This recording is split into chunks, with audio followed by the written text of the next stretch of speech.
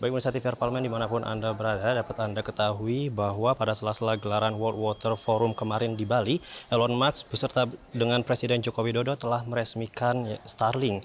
Datangnya sistem internet berbasis satelit low Earth orbit atau orbit rendah dari bumi ini milik Elon Musk tersebut memungkinkan akan menjadi ancaman bagi bisnis penyediaan jaringan di Indonesia, khususnya PT Telkom sendiri. Dan pemirsa, untuk mengetahui lebih lanjut terkait hal tersebut, langsung saja kita tanyakan dengan salah satu anggota Komisi 6 DPR RI, Bapak Herman Hairon dari fraksi Partai Demokrat.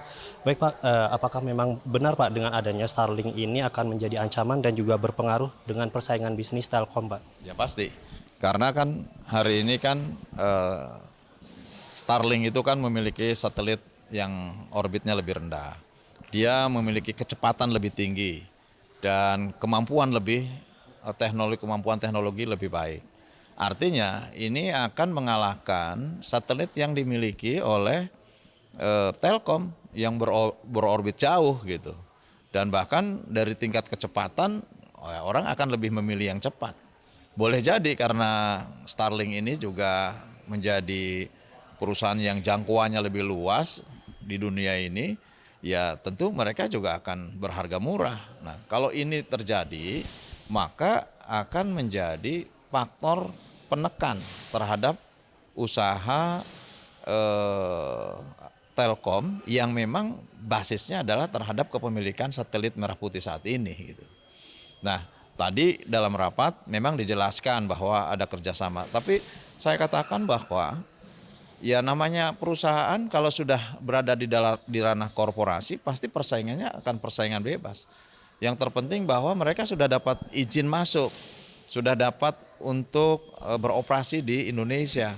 Nah, lebih dari itu juga bahwa ada informasi Starlink ini iCloud-nya akan masuk di iCloud-nya mereka gitu. Nah, kalau seperti itu juga tentang kerahasiaan data kita kan juga berarti sudah tidak ada lagi kerahasiaan. Nah, oleh karenanya situasi-situasi ini harus dipertimbangkan betul. Oleh siapa? Oleh negara. Memang bukan urusan Telkom, tapi oleh negara. Namun ancaman kuat ini adalah bagi Telkom, oleh karenanya Telkom tadi ditantang. Bagaimana Anda memiliki daya tahan terhadap ancaman dari berbagai operator yang ada di luar yang tentu dengan era perdagangan yang semakin terbuka, kemudian bumi yang semakin tidak ada batas gitu, ya ini saatnya Telkom harus punya inovasi dan harus bergerak lebih maju ke depan gitu. Kalau tidak, ya Telkom akan tersingkir. Kita bisa lihat bahwa dari pendapatan, rugi laba, dividen kan sudah mulai landai. Jadi kalau lihat pertumbuhan tahun-tahun sebelumnya di luar Covid ya tentu 2020, 2021 kan Covid itu pasti semua korporasi tertekan. Tetapi kalau lihat pertumbuhan sebelumnya itu kan kenaikannya bagus.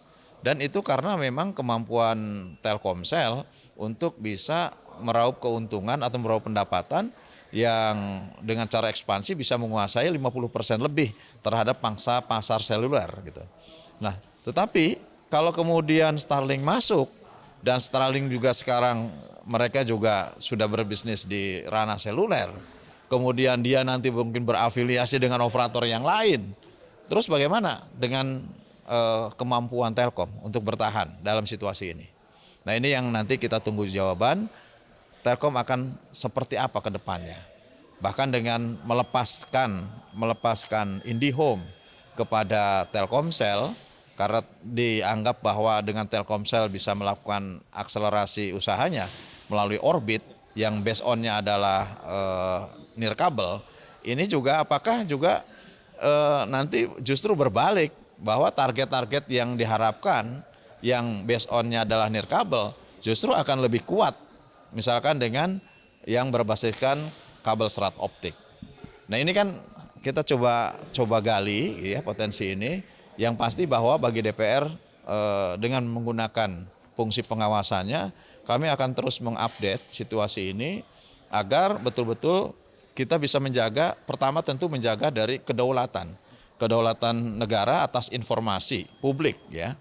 Kemudian yang kedua ya menjaga eksis dan tetap kuatnya Telkom sebagai badan usaha milik negara. Nah, ini yang kami ingin lakukan. Baik Pak, terima kasih atas jawabannya.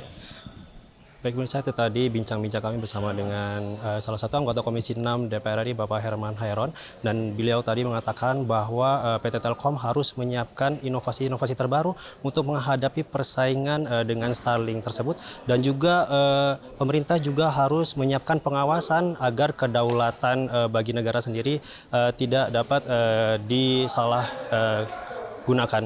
Baik pemirsa, itu saja yang dapat kami laporkan. Saya Muhammad mengucapkan terima kasih, kembali ke studio.